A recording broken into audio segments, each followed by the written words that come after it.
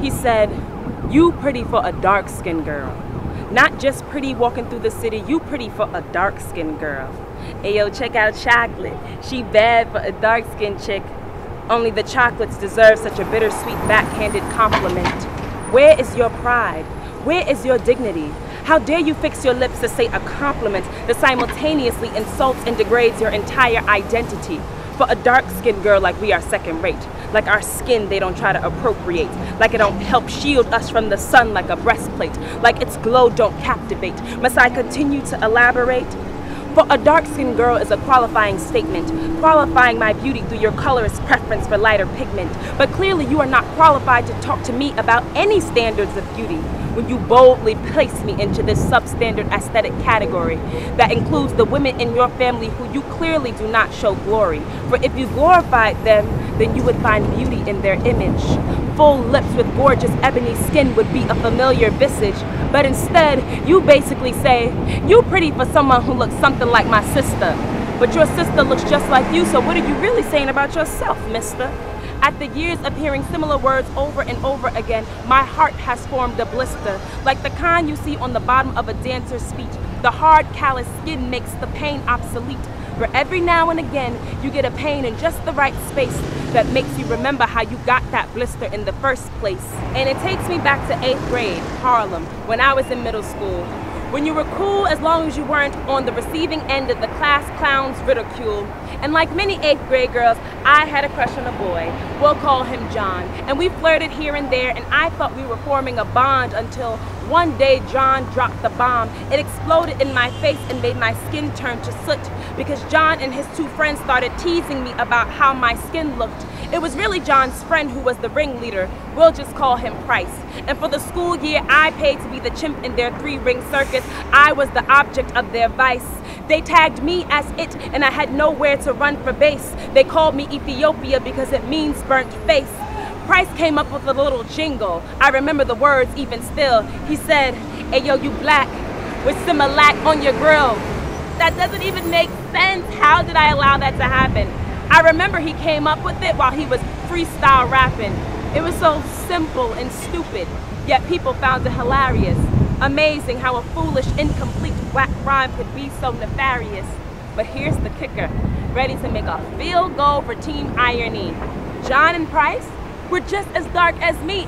In fact, Price was slightly darker. I remember we did the fist test. The evidence was right there in front of him, and he still didn't want to confess to this crime of having dark skin, outwardly projecting his self-hatred on me so he didn't have to address it within. Man, white people really did a number on us. Between slavery and the constant preference for European standards, they just got us all messed up. Slavery got us stuck in this house versus field nigga mentality, when being closer to massa and hue made you better yet still a nigga, when in actuality there is nothing about having dark skin that makes you less than. My black is equal to your black. In fact, it is greater than all these one-sided beauty campaigns you see on TV. Greater than us being cast as the maid, the slave, the ghetto girl, the mammy. Greater than light women getting 12% less jail time just for being a lighter shade. Greater than me not being able to hide my pain because I can't find a dark-colored Band-Aid. And I know what you'll say. Slavery ended so long ago. America loves dark-skinned women. Just look at Lupita Nyong'o. But if you're going to use Lupita to signify progress, then you just don't get it. White America gawks at Lupita because they feel she looks exotic, always stunning or breathtaking, or my, she's so beauteous, but never hot or sexy because they feel her beauty is rare when in fact it's ubiquitous. Millions of black girls grow into Lupitas, but they are rarely seen because America makes it so difficult to see a dark-skinned girl on your screen. And if there are any dark-skinned little girls under the sound of my voice, I want you to do something for me. Take my voice and wrap it around you like your favorite blankie. And take these words with you wherever you may go. Your black is beautiful, despite the status quo. Your black is valid. Your black is gorgeous. The world is selling you this lie that your skin is ugly and you cannot afford this. Be proud in your brown. Don't you dare hang your head down. Your skin is made of that of queens. Your skin gave birth to all human beings.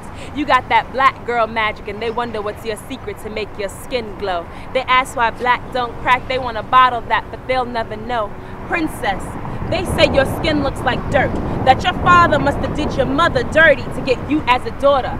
Next time you say, nah, I'm a child of God, and this skin is like rich soil filled with holy water. Melanin in my cells is what makes me brown like a coconut when it is ripe and mature. And tell them you are too green and naive to understand the complex simplicity of the beauty that I have in store.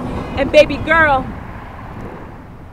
the next time you do that doll test, and they ask you which doll is the prettiest, you show them the one that's most brownie, brown sugar chocolatey. And when they ask you why, say because that baby girl looks like me. Tell them I am one of the most beautifulest girls in the world, despite life making it hard out here for a dark-skinned girl.